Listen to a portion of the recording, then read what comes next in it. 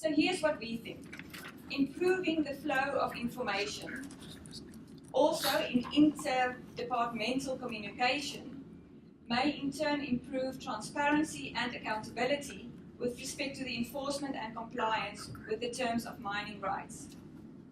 What we want to know is how the law may assist in effecting such improvements. How do practical realities and weaknesses in existing legal frameworks hinder government departments in fulfilling their mandates pertaining to mining? You will help us tremendously to assess the current efforts at government coordination and the extent of the need for integration and systemic support. We want to scrutinize the role of the regulatory framework in achieving transparent and accountable processes for the awarding of rights, enforcing of obligations, and monitoring compliance. A secondary aim is to contribute to creating better accessibility for all government stakeholders in the mining industry to information that would assist the development of good governance practices. The One Environmental System is a step in the right direction to promote good intergovernmental collaboration. However, we do not yet know how it operates in practice and how effective it is in achieving a more streamlined process. This research project aims to map the respective application processes for mining rights, environmental authorizations, water use licenses, and land development applications. On the basis of this workflow diagram, we want to identify aspects of legislative uncertainty and inconsistency. Identification of these issues can assist to improve the efficiency and processes described by the MPRDA and other related legislation. The purpose is to improve intergovernmental relations and cooperative government initiatives. Understanding the practical consequences of the state's custodial duties requires an engagement with the legal theoretical tenets of custodianship. Furthermore, it requires an audit and textual analysis of the range of applicable legislation, which includes the Mineral and Petroleum Resources Development Act, the National Environmental Act, the Waste Act, the National Water Act, the Spatial Planning and Land Use Management Act, the Constitution, the Mining Charter, and all of the bylaws of the various municipalities. This statutory audit and analysis determines the various legal positions as well as the existing structures and processes available to government in fulfilling their obligations as regards the monitoring of mining compliance and operations.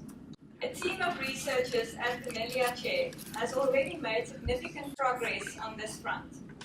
Based on our analysis of the applicable legislation, we have created a basic timeline setting out the sequence of 4 specific application processes. These are the application processes for a mining right, an environmental authorization, a water use license, and a rezoning or land use application. Similar timelines can be created for prospecting rights, mining permits, reconnaissance permits, and exploration or production rights. To facilitate a focused discussion, we are limiting today's engagement to mining rights. A better understanding of the application process for mining activities will clarify the role of various government stakeholders. It will also assist decision-making and good governance. Assigning clear obligations to different role players will promote greater accountability of government departments and mining companies alike. Not only will this ensure that mining activities are more efficient and profitable, but it will also guarantee a more accountable, responsible, and sustainable mining industry. The project has been divided into several phases. Having completed much of the legislative analysis as part of the first phase, our focus now turns to practical realities. How is the law implemented?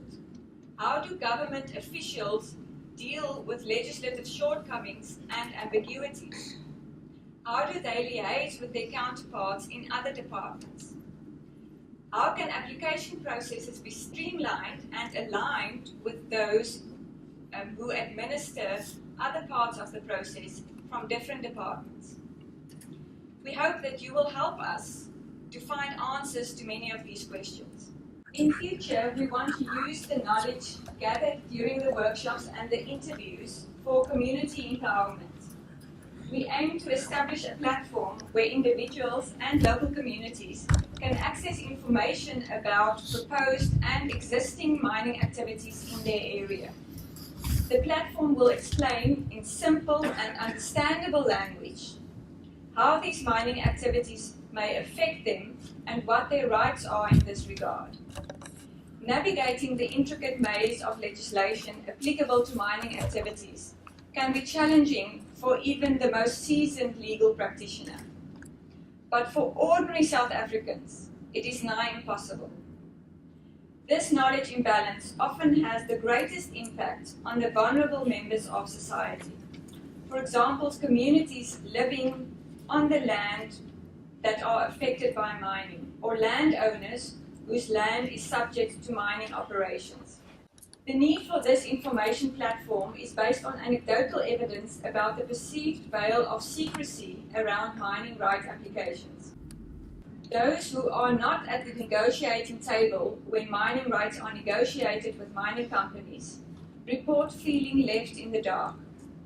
They do not know how to respond to decisions that are made which may affect them directly, even where these decisions are made by their own representatives. Those at the negotiating table do not always have access to appropriate legal representation and may feel pressured into making concessions because they are not equipped with knowledge or legal support to conduct such complicated negotiations. The outcomes of negotiations around social licenses to operate may be more satisfactory for all involved if this knowledge imbalance is eradicated. We are privileged to have almost 50 representatives from key government departments present to assist us with our research. Each of you are responsible for evaluating, implementing, or enforcing specific legislative functions pertaining to mineral extraction. We have also assembled most of MLiA's researchers to assist in facilitating today's discussion. For some of them, the topics they will be facilitating overlap a bit or a lot with their own research. For others, they've been brave enough to volunteer facilitating topics which may fall outside of their own academic comfort zones. All of us, though, are here to learn from you, our participants in practice. You are the experts here. We are only here to listen.